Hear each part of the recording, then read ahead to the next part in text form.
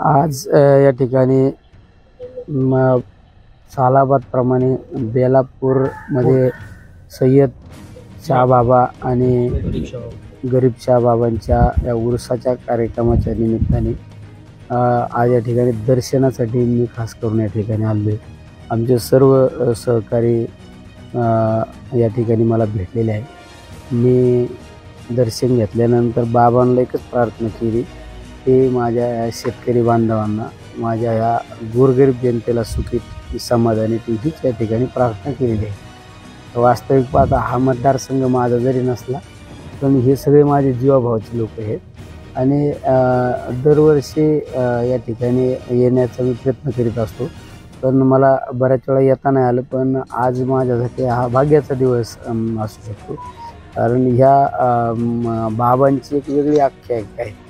त्या ठिकाणी एक कुंडी आपण जर पाहिली तर ती कुंडी पाण्यात सोडल्यानंतर 11 पाऊंडची कुंडी ती पाण्यात तरंगत राहते, म्हणजे हे एक वेगळं सत्व आहे।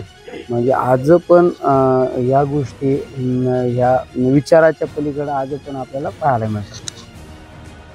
नुकतेच आता इलेक्शन पार पडलेले आहेत आणि 4 तारखेला आपला निकाल येणार आहे, त्या संदर्भात आपण काय निवडणूक एकदम आनंदाने पार पडली आणि 4 तारखेला निकाल तर सगळ्यांना माहिती आहे, सगळे एकजुट पोल लंके साहेबांचा या निवडणुकीत एक पाहायला मिळालेले आहे। तर निवडणूक ही धनशक्तीच्या विरोधात जनशक्ती अशी ही निवडणूक आपल्याला पाहायला मिळालेली आहे। पण या भारताचा इतिहास ज्या वेळेस जनशक्ती एकत्र झाली त्यावेळेस धनशक्तीचा पराभव केलेला आहे।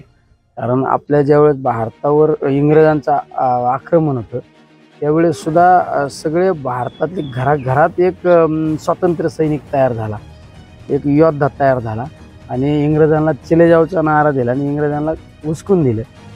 तसं माझ्या मतदारसंघात सर्वसामान्य माणूस निलेश लंके म्हणून घराच्या बाहेर पडला आणि प्रत्येकाने निवडणूक हातात घेतली। म्हणजे एक सर्वसामान्य जनता वर्षात ते व्हाईट कॉलर लोक, म्हणजे स्वतःला उच्च समजणारे लोक वर्षच एक सर्वसामान्य जनता अशी निवडणूक माझ्या मतदारसंघामध्ये झाली आणि शेवट आपला विजय हा निश्चित आहे, अटळ आहे, उनको कोई रोक नहीं सकता।